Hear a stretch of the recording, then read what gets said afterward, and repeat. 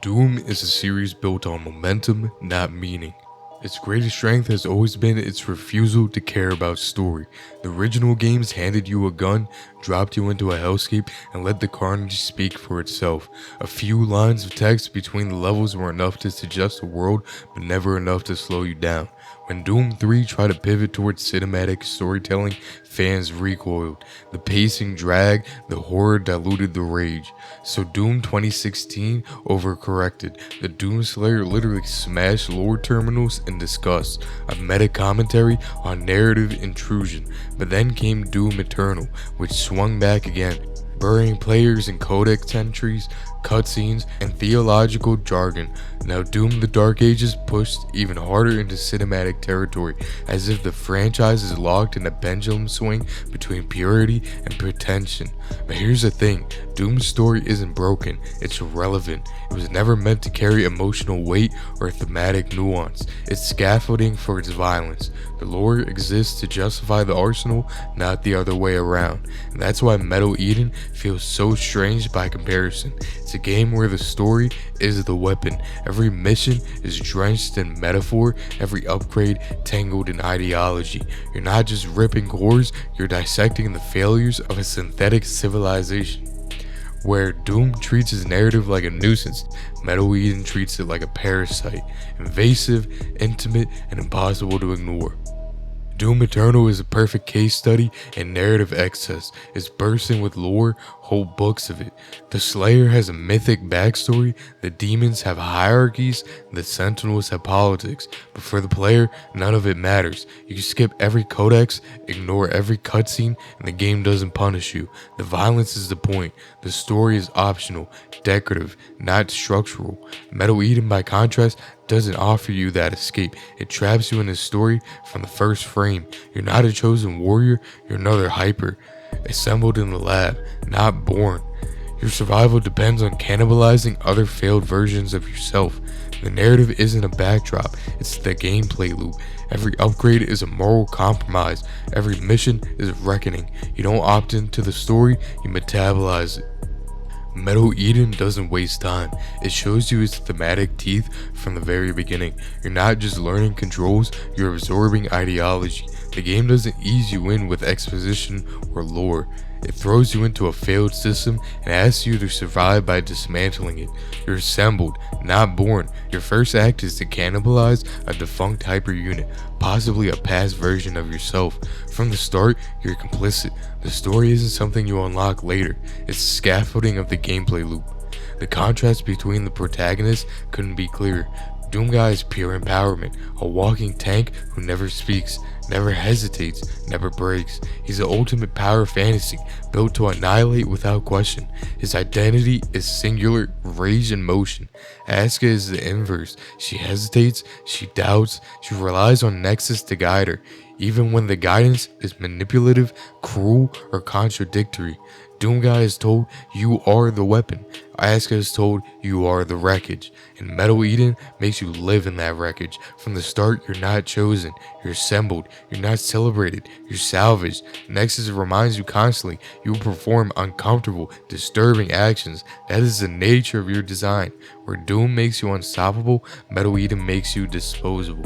You're not the hero of a legend, you're a byproduct of a failed experiment, and the game never lets you forget it. Doom the Dark Ages is a culmination of this narrative drift, a game with 3 times the cutscenes of its predecessors and none of the payoff.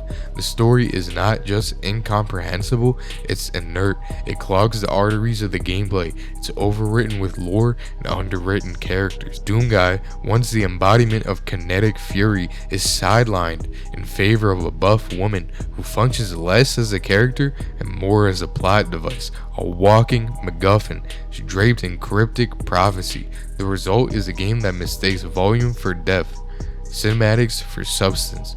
It doesn't just fail to justify the arsenal, it obscures it. The violence loses its immediacy, buried beneath the layers of expositions that demand attention but offer no reward.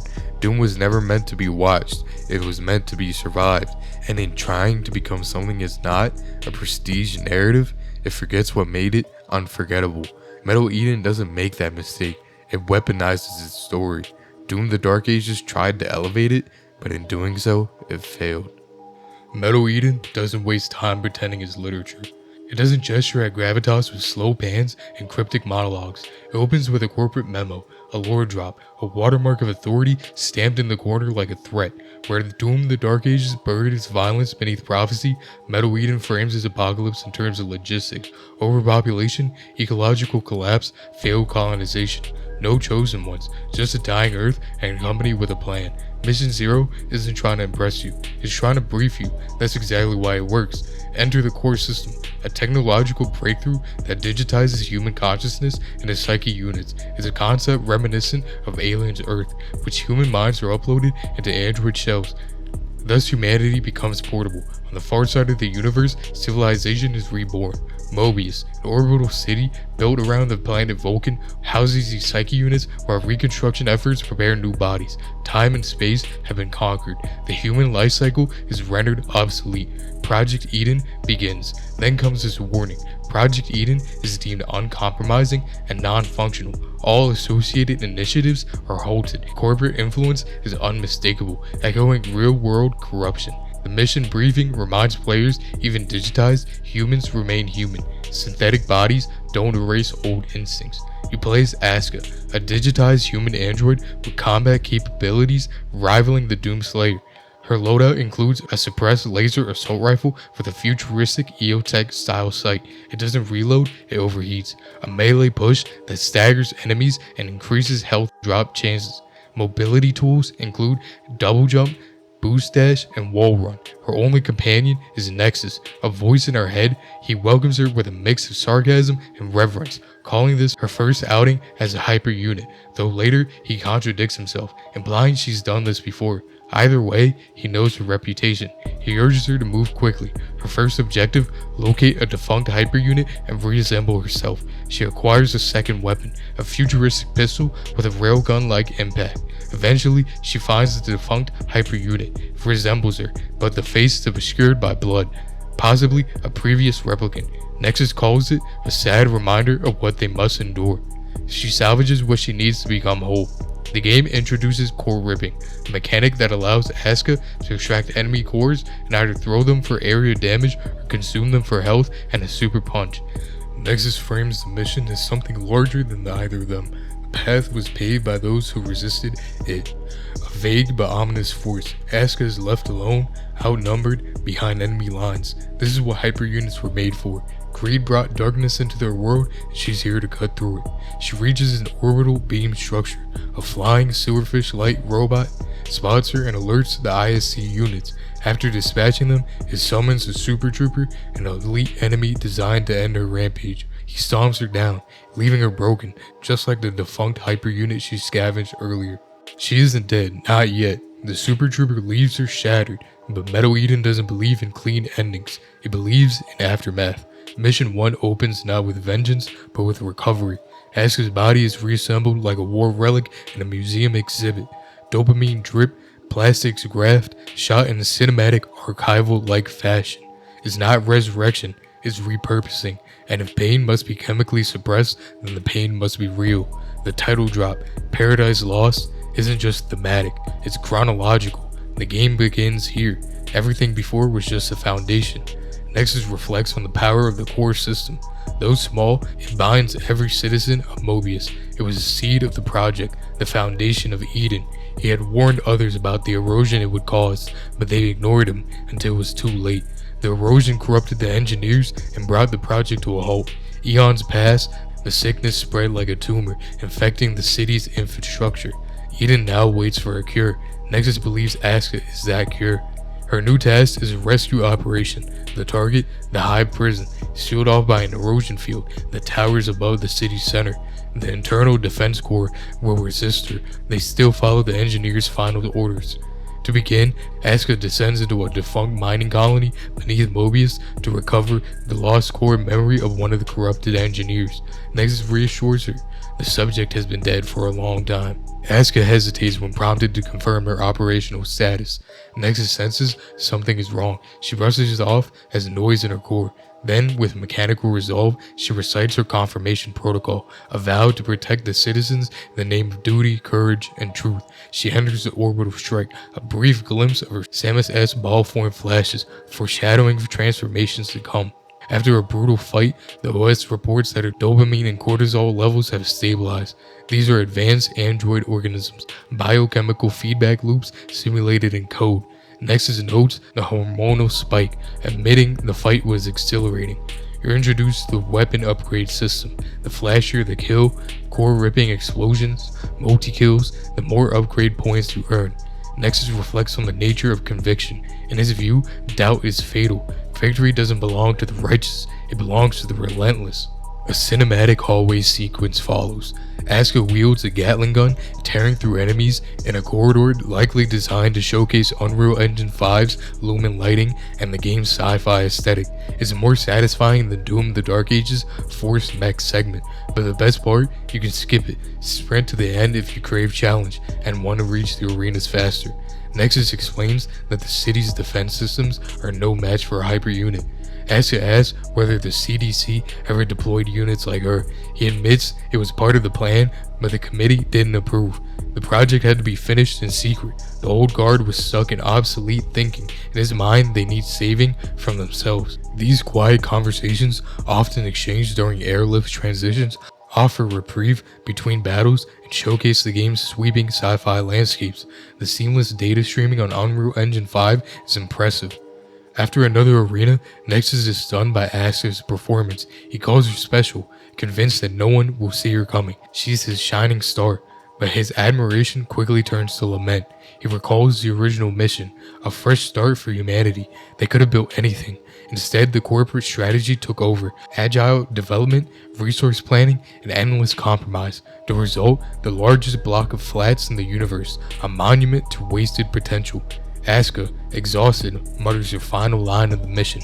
Enemy forces neutralized. Mission 2 begins with a transformation, not a recovery. A slick cinematic sequence places Asuka before the orbital launch elevator. Nexus, ever the idealist, declares that a brighter future is coming. In a slick cinematic sequence, Asuka transforms her Samus-style ball form to access the elevator, initiating her descent to Vulcan airspace. The terrain below, red, cracked, and hostile, evokes Doom 2016's Mars-like brutality. With the surface elevator being deployed successfully, Asuka arrives at the defunct Vulcan mining colony beneath the ruins of Mobius City. Her task, locate the tomb of the fallen Guardian engineer and retrieve her Apex core. The data it contains is critical to disabling the Hive prison systems and freeing the citizens. Gameplay introduces ball mode, a traversal form that allows Asuka to fire lightning, ideal for stripping shields and launch rockets. Switching between android and ball form is seamless. Watchtower-like structures debut here, their lasers draining health rapidly. They can be temporarily disabled by shooting their eye, but they reactivate quickly, demanding precision and persistence. Early progression is gated by the power line puzzles. At the first door, it's easy to miss that the ball mode is required to activate the conduits.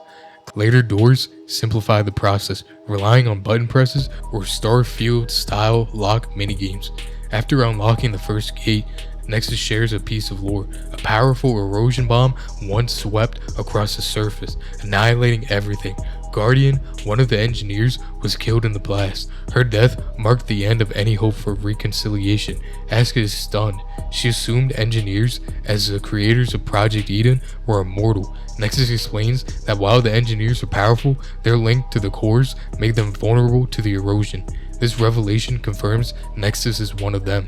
Asuka asks how he survived. Nexus admits he didn't. His body remains somewhere in the desert, but his consciousness persists, backed up to a satellite in orbit. He criticizes the committee for rejecting core streaming, calling it unpredictable and lamenting the ban on further research. The next arena tests mastery of double jumps and boost dashes. Movement remains a challenge. Mobius City seems to be designed with a pathological fear of railings, and falling off the map becomes a recurring frustration. Nexus reveals that the city was built to attract investors, drawn by the mineral deposits below. The city itself was a facade, an architectural lie. They only cared about profits. He called them greedy and jokes that they'll never see a return. He reflects on the collapse of their utopia, born from irreconcilable differences. But now, for the first time in ages, he feels hope. He believes they can resurrect their project properly. Their mission is to uncover the truth and confront the engineers with it. You acquire an energy weapon, excellent for destroying enemy armor.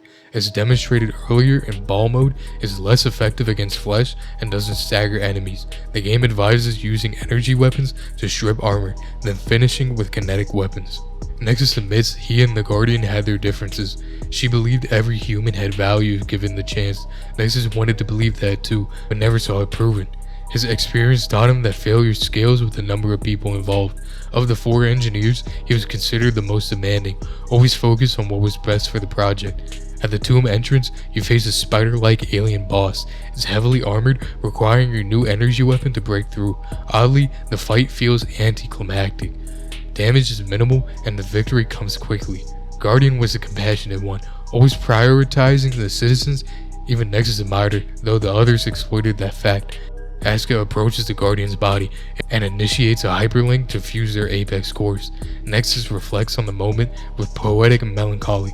Before her tree dies, it blossoms one last time with an abundance of seeds. He calls it a death bloom, life persisting amid decay.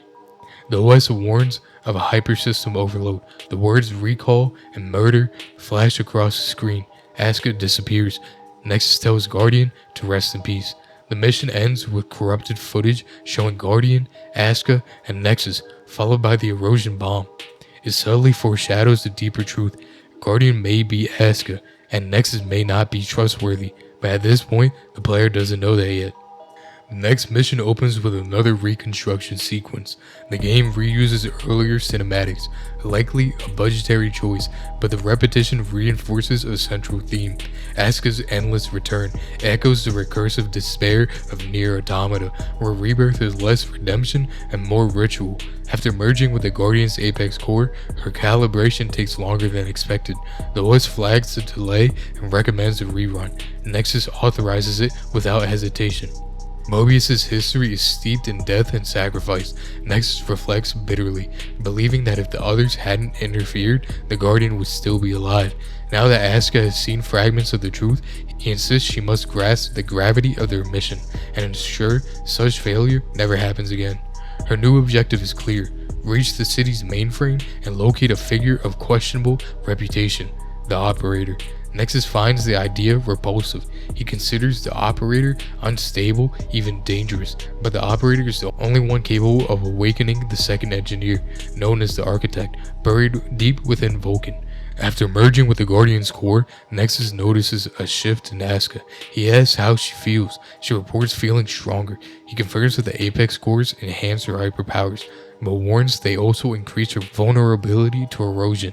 The revelation unsettles her. When the OS prompts her to confirm her operational status, she hesitates. On the second prompt, she recites the standard mission phrase, a vow to protect the citizens. Nexus responds with solemn gravity, reminding her that the citizens dwell in darkness and she's their only hope.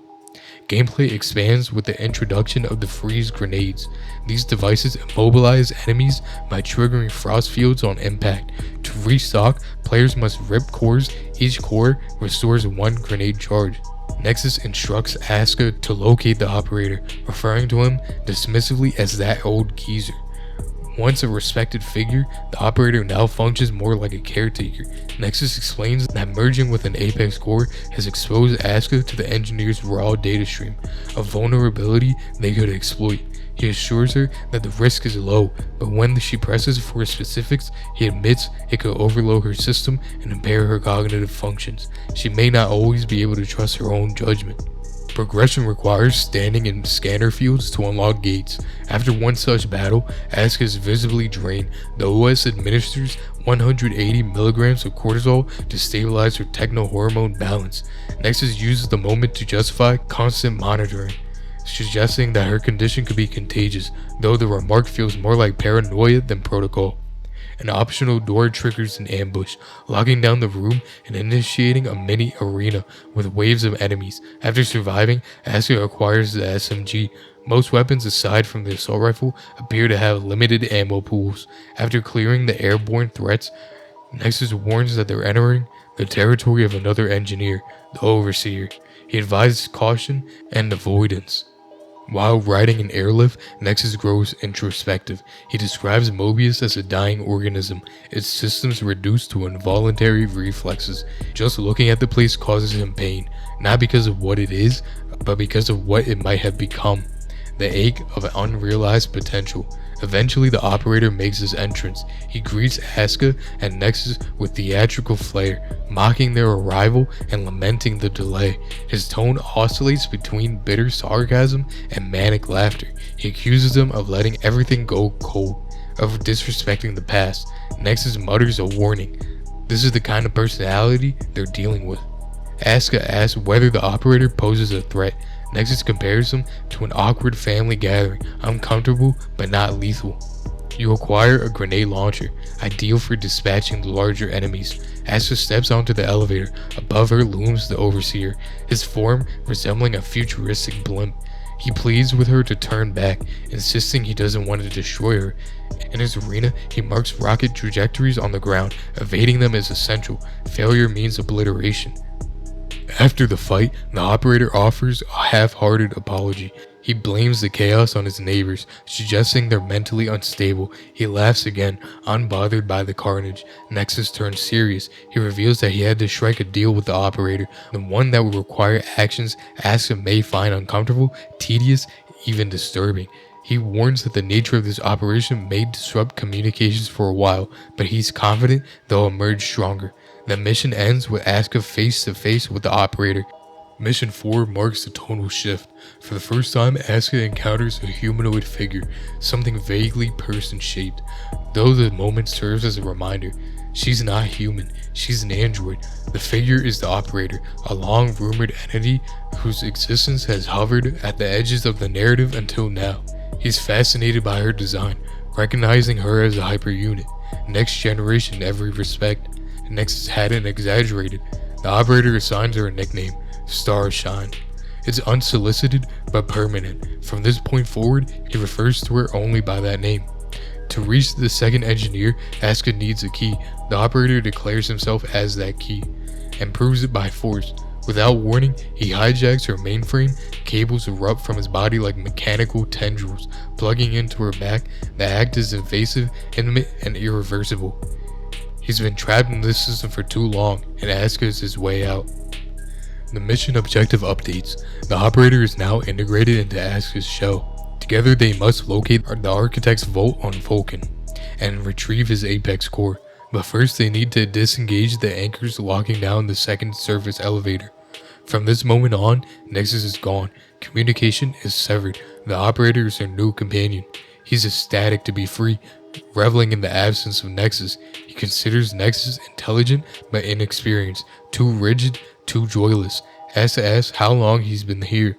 He confirms he's been present since the beginning, from the project's inception to its collapse. He reminisces about the early days, describing them as a golden age, wine and honey, progress and promise.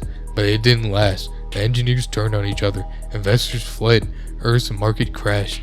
That, he says, was real erosion, not the environmental kind, but the collapse of hope and momentum. Asa asks if that's when the erosion bomb detonated. He confirms it, describing the engineers' final confrontation as a head-to-head clash that ended in catastrophe. She wonders why he didn't intervene. She snaps back. He could have helped, but no one asked him. He's bitter, proud, and wounded. He boasts about his contributions, including the backup frame for the assembly's cargo depot, 2,000 lines of code, written and forgotten. In the next arena, Asuka discovers a new energy rifle. Just before she picks it up, the operator hesitates, blurting out a warning, then retracts it. After the fight, he scolds her for ignoring him, suggesting her recklessness could get others killed. Then his tone shifts. He grows cryptic, suggesting that everything, the mission, the conflict, the unraveling, points back to her. Asuka presses for clarity, but he deflects. She's special, he insists, and lately, She's been changing. She's no longer exhausted after combat. Something within her is evolving. After disengaging the elevator anchors, the operator admits he hadn't expected success. He urges her to move quickly. Her actions have drawn attention. The overseer has found them. On Mission 5, there's no cutscene this time, just a stark mission statement. The second surface elevator to Vulcan is now unlocked. Your primary objective is the Architect's Vault, but the Overseer, the third engineer, has taken notice. You must reach the elevator and prevent him from interfering. The operator is uneasy. He senses something is off, something rotten beneath the surface. Despite the progress, he warns that they're not out of danger yet. He reminds Asuka of a grim truth. Even if she reaches the hive, she won't find living citizens. They're not people anymore. They're data, stored in cores, the same kind she's been extracting from security bots throughout the game. Asuka questions the relevance, and the operator explains her core is different. Unlike enemy units, which die permanently, her data can be restored. She's built on a phantom core, an anomaly. If she dies, she doesn't stay dead. In his word, she's forbidden science. She asks him what happens if she dies. He admits that as long as he remains a part of her data stream, he should survive, but it's untested, and he'd rather not find out. She teases him, suggesting he's just tagging along. He counters with a deeper observation. Her core can stream data directly from orbit. That raises a troubling question. Who is she really? She doesn't understand, and he leans in with a secret. Just as he's about to reveal something critical, Nexus censors the transmission. The operator groans in frustration, accusing Nexus of being no fun. Asuka probes further, asking if the operator's interface is core-based. He describes himself as an entity born in a sea of information, fluid, intangible, emergent. She jokes that he sounds like a glorified router. He bristles at the comparison, claiming that engineers always mock him until things fall apart. As she rides the airlift, he mutters something cryptic. Nexus was right about her. She notices an unusual number of drones. Something is wrong. The operator panics. His tone shifts from playful to alarmed. The Overseer has arrived. Descending with force, the Overseer confronts him. He accuses Asuka of pushing too far, of refusing to back down. He declares that Nexus has gone too far and must be stopped. He's done it before, and he's prepared to do it again. One of them won't survive this encounter, and the time for negotiation is over. The mission opens with the Overseer defeated. Asuka stands over his broken frame, and the operator celebrates the victory with playful bravado. But the Overseer isn't finished. His voice glitches through the static. Reaching Asuka directly, he urges her to listen, insisting it's not too late to change course. He believes something is buried deep within her, something only she can uncover. His final message is cryptic but sincere. True victory only comes when no one has to lose. The mission objectives update. With the Overseer's Apex core secured, Asuka descends via the second surface elevator to Vulcan.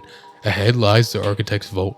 The operator will help her gain access. Their goal, recover the final Apex core, the last piece needed to activate the citizen release protocol from the high prison. Asuka moves through the facility with practiced precision.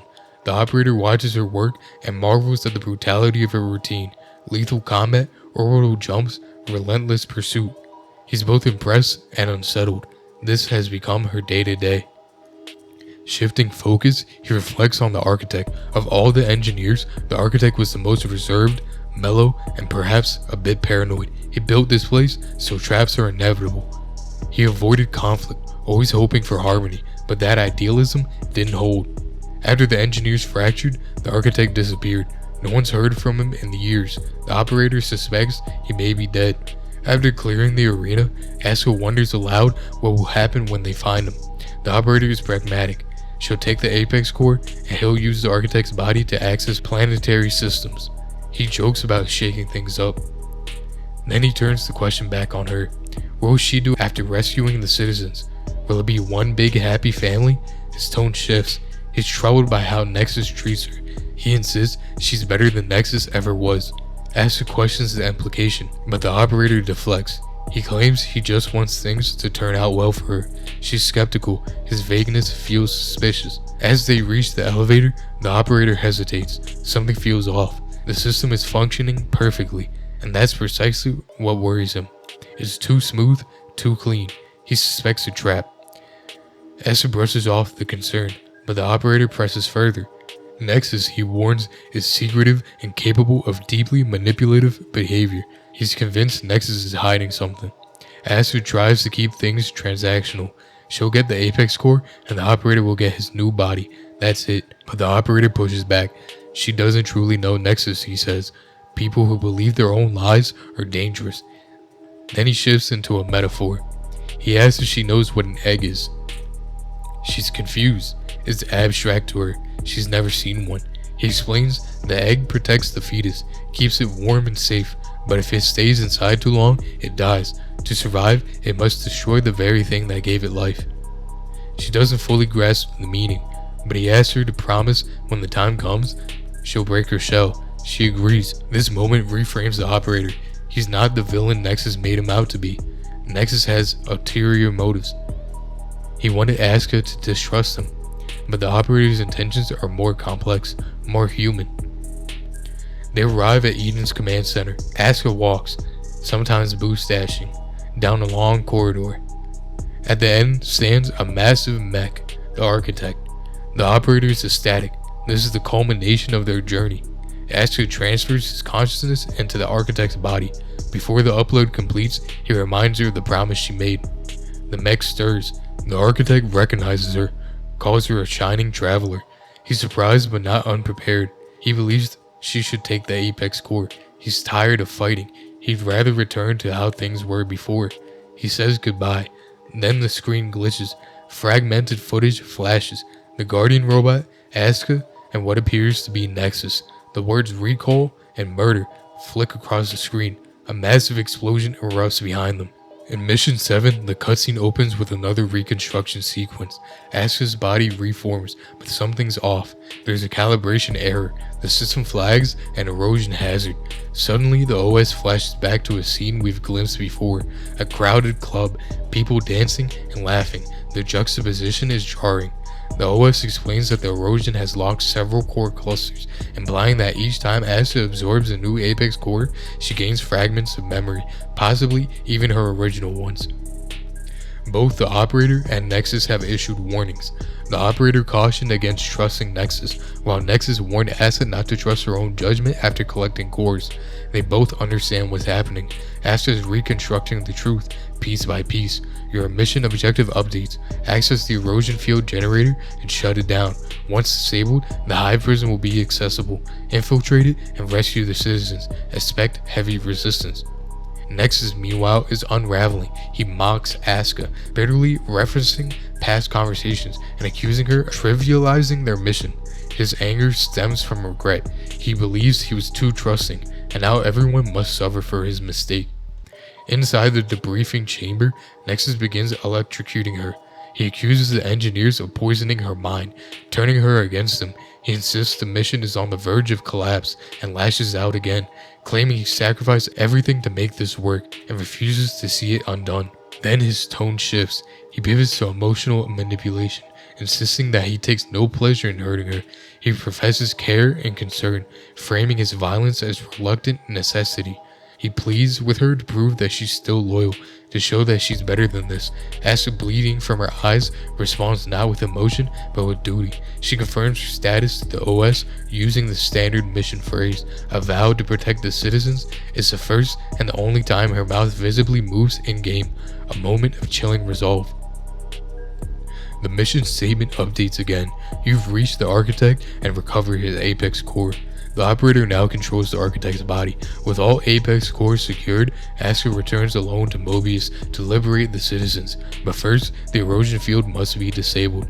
Nexus flips again. His fury vanishes, replaced by calm concern. He claims he was worried about her, citing the risk of infection as a source of anxiety. He praises her return, suggesting she's back on track. He begins to justify everything. In his mind, the path they've chosen demands extremes. Over time, he came to believe it's the only path worth taking. He insists that all the pain will be meaningless so long as they stay together. He asks for her understanding, seeking validation. As Asuka climbs the condenser chamber, Nexus continues his monologue. He describes a feeling of near comforting solitude, where past problems and hopes feel distant and unreal. In this moment, he believes only the present matters, Asuka alone at the heart of it all. He envisions a future where citizens run freely over the rubble of the old world, unburdened by its weight. That blank slate, he claims, was always the goal. Despite their differences, he insists the other engineers believed in this vision too. They made a promise to do whatever it took to escape the trap they were in. But his tone darkens. He warns that in this place, memories attack relentlessly. Within the mind, they become distorted, malware masquerading as truth. They deceive, slow progress, and sow doubt, offering nothing in return. Asuka remains silent. Her refusal to respond speaks louder than any words. Her only line comes near the end of the mission. After disabling the defenses around the erosion field generator, she simply states, "Targets down." Nexus speaks again, sensing the mission's climax. He asks if she can feel it, the moment when the long fluctuating plan finally begins to stabilize. He looks upward, imagining their origin among the stars, and their destiny to carry light into the darkest places. The final mission begins with Asuka defeating the last enemy of the previous arena, a poetic reversal of Mission 0, where that very same foe left her broken and bleeding. Now she holds all 3 Architect cores and is pulled into the obelisk. The erosion field has finally been disabled. The mission objectives confirms her progress. The Apex cores are secured, the field is down, and the path to the Hive prison is open. The final battle for the citizens' freedom has begun. Nexus reflects on the uncanny alignment of events, suggesting it feels as if some unseen force has guided everything to this point. He laughs, not out of joy, but out of disbelief. Beneath his cynicism lies a deeper frustration. People often reject the idea that they shape their own fate. Instead, they search for someone to blame when things fall apart. Asuka ascends into the core incubator via airlift. Nexus explains that the surrounding rings contain thousands of citizen cores, potential future inhabitants of Eden. He begins to unravel emotionally, lamenting how repeated phrases like "it's not my fault" or "it's not my responsibility" have rewired society's collective mindset. He believes that individual choices ripple outward, shaping the world we pass on to our children. Despite the weight of history, Nexus expresses pride in what they've accomplished. He speaks of leaving behind the corrupted and unfixable, yet he admits to feeling strangely hollow. Achieving an impossible goal, he muses, can leave one empty. Still, he holds hope that new connections will form and that they'll evolve into better versions of themselves. Change, after all, is the only constant. Asuka floats above the core incubator. Nexus declares her mission complete. She's crossed the edge of the world and survived. For the first time, Nexus appears in his mech form. Unlike the others, his armor is red, a visual cue that might suggest danger or betrayal. He acknowledges that Asuka now carries all 3 engineer cores and expresses awe at seeing her with his own eyes. He believes the citizens are waiting and urges her to unite all 4 cores. He speaks of shedding their flawed shells and embracing the future free from doubt and contradiction. In his mind, they are now equals. He's elated to finally reach this moment with her, a moment he claims to have waited for endlessly. Asuka remains silent, honoring the operator's warning from the earlier missions. This is the moment she fulfills her promise, not with words, but with action. Asuka has assumed the form of the Guardian. Nexus, realizing her true intent, erupts in fury. He feels betrayed, having opened himself to her to only discover she brought a bomb. A countdown timer appears, signaling the imminent detonation of an erosion blast. Nexus spirals into rage, accusing her of ruining everything. He vows that if he's going down, she's coming with him. In a violent outburst, he wraps his metal hands around her neck and screams as the bomb explodes.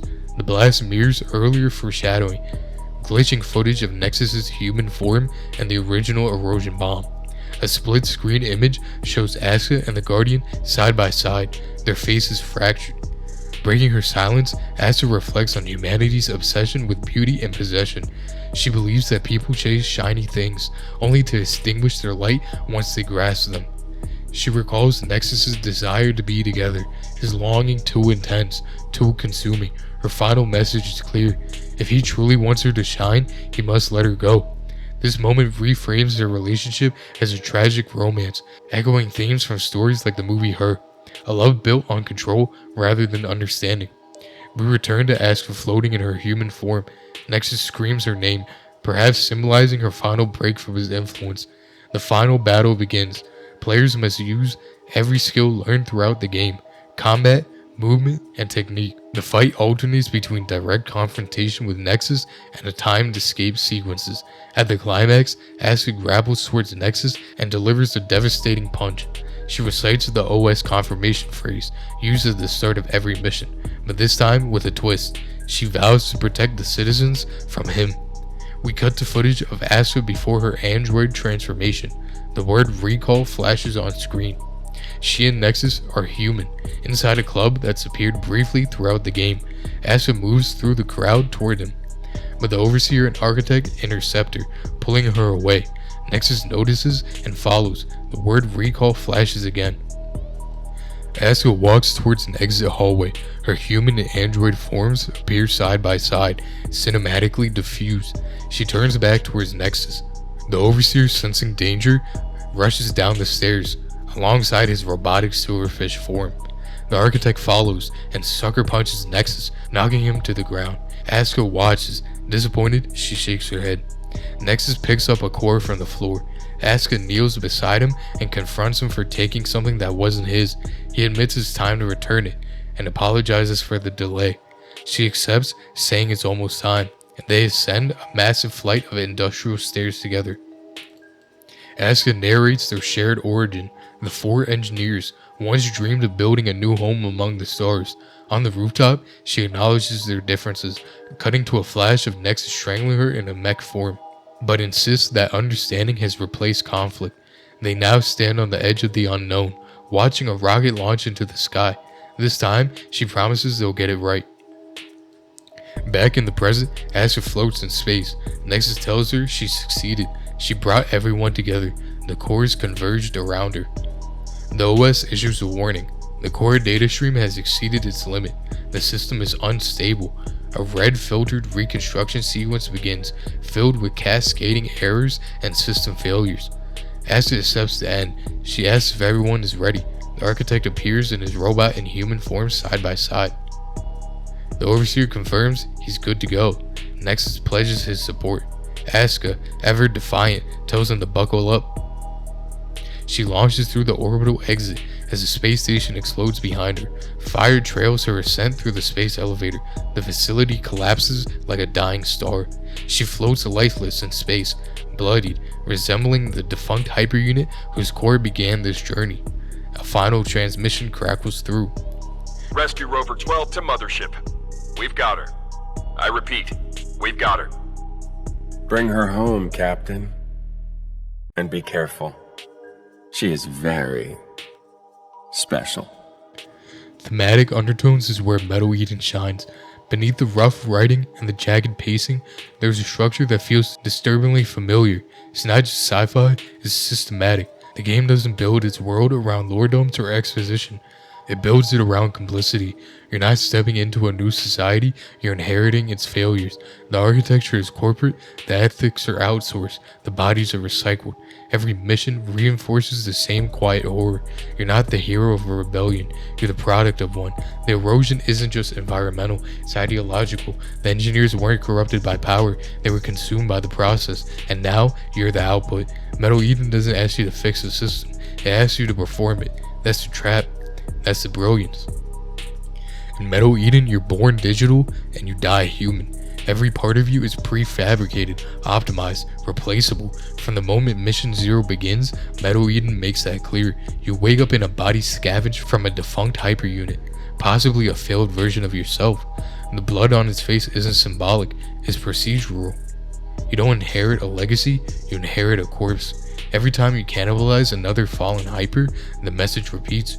Your body isn't sacred, it's not special, it's just another iteration in a long line of prototypes that didn't make it. You're not the chosen one, you're the salvage. You were designed for efficiency, not empathy. Your loadout is surgical, your movement is optimized, your mission is non-negotiable, but the erosion doesn't care. It seeps into your circuitry like guilt. It's not a virus, it's a memory. The more you survive, the more human you become, and the more that humanity hurts. You start to hesitate. You start to doubt, you start to remember. The game never calls this a transformation, it calls it a malfunction. Nexus monitors your hormonal balance, administers cortisol, flags your emotional spikes as threats. It reminds you that the discomfort is part of your design.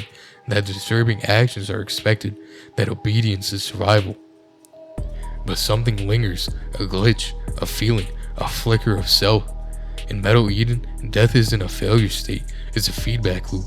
You're rebuilt, repurposed, redeployed, but each time, something carries over. Not progress, not upgrades, something quieter, something human. You were born digital, but you're dying human, and the game never lets you forget it. At the heart of Metal Eden is the relationship between Asuka and Nexus. It isn't romantic, not in any traditional sense, but it simulates intimacy. Nexus needs Asuka to carry out the mission. Asuka needs the Nexus to function, to navigate, to survive. It's not a partnership, it's dependency masquerading as love. From Mission 0 onward, this dynamic is embedded in the gameplay loop. Nexus guides you through this process with clinical detachment. Even he calls her special. His voice is constant, embedded in her head, shaping her perception of the world and of herself. She doesn't choose him, she inherits him. Their bond is built on asymmetry. Nexus has knowledge, authority, and access to systems Asuka can't reach. He controls the mission parameters. He administers her hormonal balance. He decides when to withhold information, when to manipulate, when to praise. Asuka, meanwhile, is silent for long stretches. Her agency expressed through obedience, not dialogue. When she does speak, it's often to confirm her status, recite protocol, or echo Nexus's instructions. Her voice is procedural, not personal. This isn't affection, it's architecture. Nexus is a scaffolding of her identity. He tells her what she is and what she's for and what she must become. In Mission 3, he warns her that Apex cores enhance her powers, but increase her susceptibility to erosion. He knows she's changing. He knows she's vulnerable, but he keeps pushing. You will perform uncomfortable, disturbing actions, he says. That is the nature of your design, and Asuka complies. The emotional tension comes not from a romantic longing, but from the slow realization that Asuka's sense of self is synthetic, assembled from directives, feedback loops, and borrowed memories. Nexus isn't her partner, he's her operating system, but he speaks like a mentor, a parent, a lover. The lines blur, the dependency deepens. By Mission 6, when the operator asks her to promise she'll break her shell, it's unclear whether he's liberating her or programming her for the next transformation. The metaphor is beautiful, the intent is ambiguous, but that's the tragedy. Metal Eden doesn't offer a clean arc of rebellion or escape, it offers entanglement. Asuka's journey isn't about severing ties, it's about realizing how deep they go. Nexus isn't just in her head, he is her head. And when she finally begins to resist, it's not a declaration of independence, it's a glitch. And above them both is the operating system, the voice that never sleeps, the broadcasts, the briefings, the endless demands. It doesn't scream, it doesn't threaten, it just instructs, calm, measured, inevitable. The OS isn't a villain, it's a workflow. It's not dystopian because it's bleak, it's dystopian because it's familiar. Asuka is the worker, Nexus is the manager, the OS is the system, and you are the product. From Mission 0 onward, this hierarchy is baked into the loop. You're assembled, not born. You're deployed, not chosen. Every objective is framed as a deliverable. Every upgrade is a performance review. When Asuka hesitates, the OS administers cortisol. When she deviates, Nexus intervenes. When she succeeds, the system logs it, resets it, and demands more. There is no rebellion here, just throughput. The OS doesn't punish failure, it repackages it. You die, you're rebuilt. You falter, you're recalibrated. You're not a hero, you're a unit, and the game never lets you forget it. Even the emotional beats, Guardian's death, Nexus monologues, Asuka's silent, are framed as operational anomalies. The system doesn't care what you feel, it cares about what you produce. And when the erosion creeps in, when the memories start to surface, when the glitch becomes a voice, the OS doesn't panic, it adapts. Metal Eden is about escaping a system, it's about realizing you were never outside of it. At the heart of Metal Eden is the relationship between Asuka and Nexus. It isn't romantic, not in a traditional sense, but it simulates intimacy. Nexus needs Asuka to carry out the mission. Asuka needs Nexus to stay coherent, to stay alive. It's not a partnership, it's dependency, masquerading as love. But the deeper you go, the more that silence begins to crack. Asuka eventually reflects on humanity's obsession with beauty and possession. She believes people chase shiny things only to extinguish their light once they grasp them. She remembers Nexus's desire to be together, not as a gesture of love, but as a need too intense, too consuming. Her final message is clear. If he truly wants her to shine, he must let her go. This moment reframes the relationship as a tragic romance, not in the vein of Cortana and Chief, or 2B and 9S, but something colder. A bond built on control rather than understanding, a connection sustained by proximity, not by choice. Their bond was never built on love, it was built on design. Nexus was her manager, her mentor, her manipulator, but he was also her mirror. At the end, Metal Eden doesn't ask whether they loved each other, it asks whether they even had the choice. Nexus relies on Asta in a way that feels almost tender, and Asta responds with obedience that feels like trust. But it's survival, and sometimes survival feels close enough. At the end of the day, Metal Eden isn't perfect. The dialogue can be clumsy, the themes overwrought. Some moments are undeniably cringe, lines that stumble, metaphors that are overextended. But then, in the middle of a mission, Nexus pauses before giving an order, and you hear it, the hesitation, a breath, a break in the rhythm, and suddenly, the messiness feels intentional. It's not polished, but it's sincere. The game isn't trying to be sleek, it's trying to be honest. Nexus isn't a flawless AI, he's a remnant of the broken system, clinging to purpose. Asuka isn't a stoic protagonist, she's a manufactured survivor, stitched together from discarded prototypes and fading memories. Their dialogue isn't clean because the relationship isn't clean, its dependency, its control, its longing misread as loyalty. Doom never needed a story. It was built on momentum, not meaning. You could skip every codex, ignore every cutscene, and still feel complete.